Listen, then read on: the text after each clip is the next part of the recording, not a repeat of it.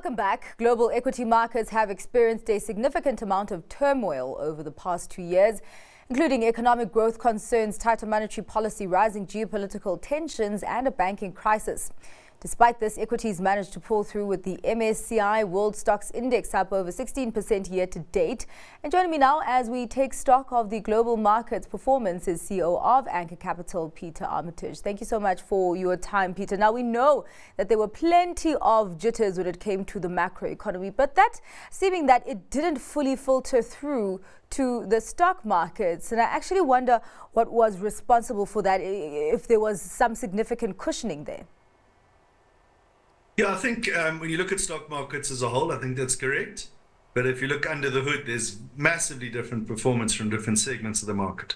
So, last year we had a terrible market.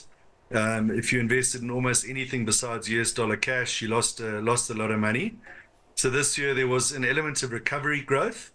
Remembering that, the market looks forward. It doesn't reflect what's happening today. So it looked forward last year, came tumbling down and it got too high. And during the course of this year, there's been recovery. And also from a global market point of view, of the 20% rise in the US market, about 15% of that is due to 7 shares. The big mega tech companies, the AI companies. The average company in America is only up 1% or 2% this year.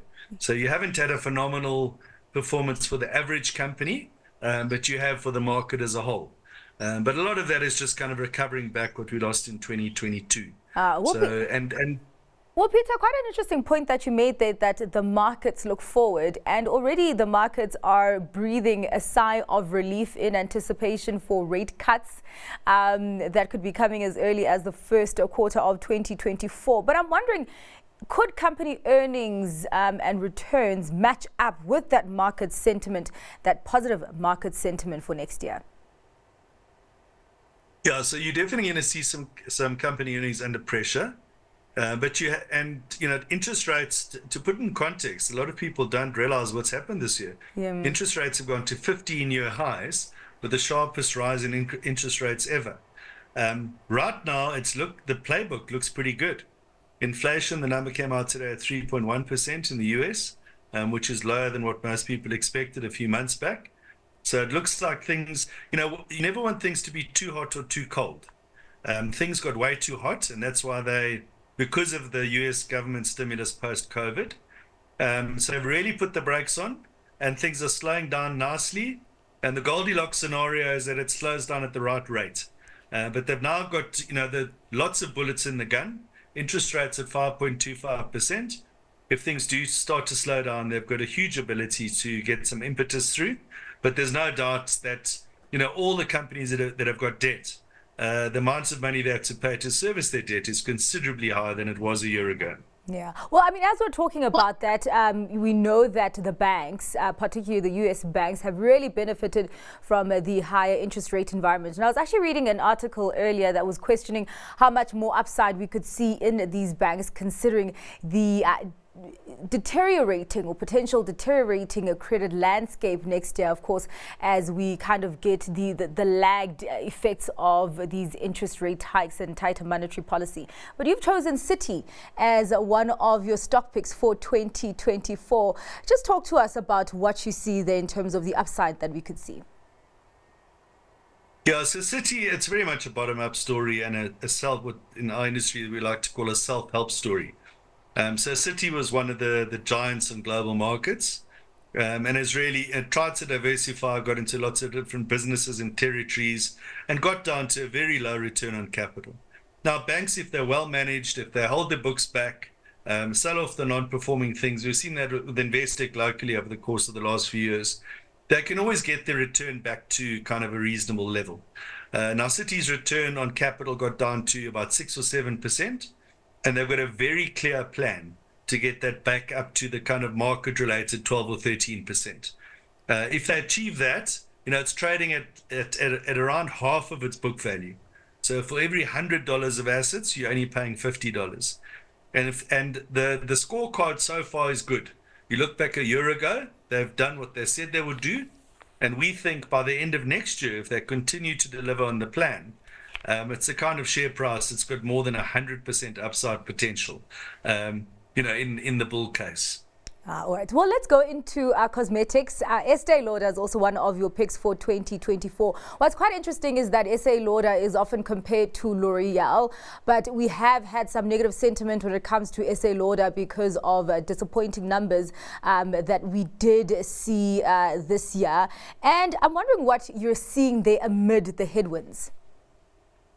Yeah, so it's your classic kind of bellwether, high quality, close to 100-year-old business with a fantastic track record. And the last 2 or 3 years have been very tough for it. And its earnings have all but evaporated, largely driven by, and if you compare it to its competitors, it's got a lot more exposure to China and the China retail market. So we think that's got a good chance of bouncing back. It remains the brand and the quality stock that it's been over time, but it is going through a tough period. Its share price is down 60%. It has bounced a little off the bottom, but it's one that, if they can get halfway back to where they were pre-COVID, there's lots of share price upside. All right. Well, another stock that Anchor thinks won't be bugging markets with low returns is Rentokil Initial. And I'm wondering if this is purely because of the nature of that sector. Yeah, very defensive. If you don't like pests, you don't like them in good and bad economic conditions. So it's been a very good business over time. But like I said, in the markets out there, it hasn't all been roses. Besides the tech shares, lots of good companies have come under some pressure and haven't yet fully recovered. So Rentokil is very good. Its core business is strong. With the nature of the industry, there's always new players coming up. And they often do some quite nice acquisitions to bring them into their fold and get some nice margin uplift out of them. So we think it's a business that's got 10 to 15% earnings growth in it for the next 2 or 3 years, trading at a 15 PE multiple. It's kind of the sweet spot of what we like to find. Quality that's trading at a pretty decent price, where the odds are in your favor. Yeah. Well, another interesting one that is one of your stock picks for 2024 is Scottish Mortgage Investment Trust. Not into mortgages, but into growth stocks. But of course, we know that growth stocks do not like a high interest rate environment. And as we're, of course, now anticipating these rate cuts and easing monetary policy, do you think that it's also a kind of a safe spot or safer spot to park your money in 2024? Yeah, it's not the safest spot at all. Yeah. We tried to balance our 5 shares, and the other ones are actually, almost relatively boring, good quality companies that will find their way back. Scottish Mortgage Trust is Baillie Gifford launched this growth fund many years ago. Fantastic track record. It's invested across 90 tech type companies. It's the only place a private investor can get exposure to a company like SpaceX, Elon Musk's business. It's the ByteDance, Roblox, Delivery Hero, and they trading. They went through some kind of management changes last year, and they've always traded at kind of the sum of the parts, and they've gone to a 20% discount. So we just think it's instead of trying to find 20 exciting growth tech shares, you can buy into a great investment team with a fantastic track record in what we think is a nice portfolio of tech companies at a 20% discount. So it just provides a nice mix to our 5 stock picks, and it's the one that's in that kind of sexy growth space, which is very unpopular at the moment. But it's over time, if you can buy good companies when they are unpopular, that's a pretty good equation. Well, one that did surprise me as we wrap up the conversation, Peter, is that you forecast that Starbucks will be one of the stars for 2024.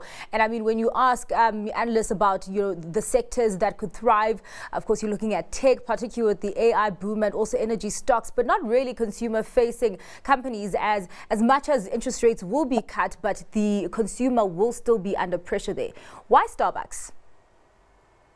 Yeah, so I think Starbucks had some management changes, come under a bit of pressure.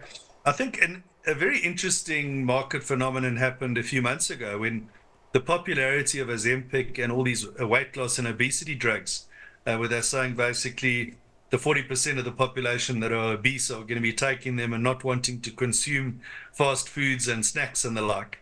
So you saw a lot of these type of companies come off 10, 20, 30%. We don't think people's addiction to coffee will change.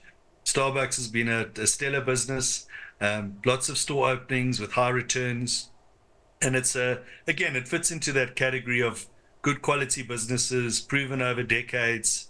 We don't think the attractiveness of the product and the brand has diminished. And as there's segments of the market that haven't yet recovered.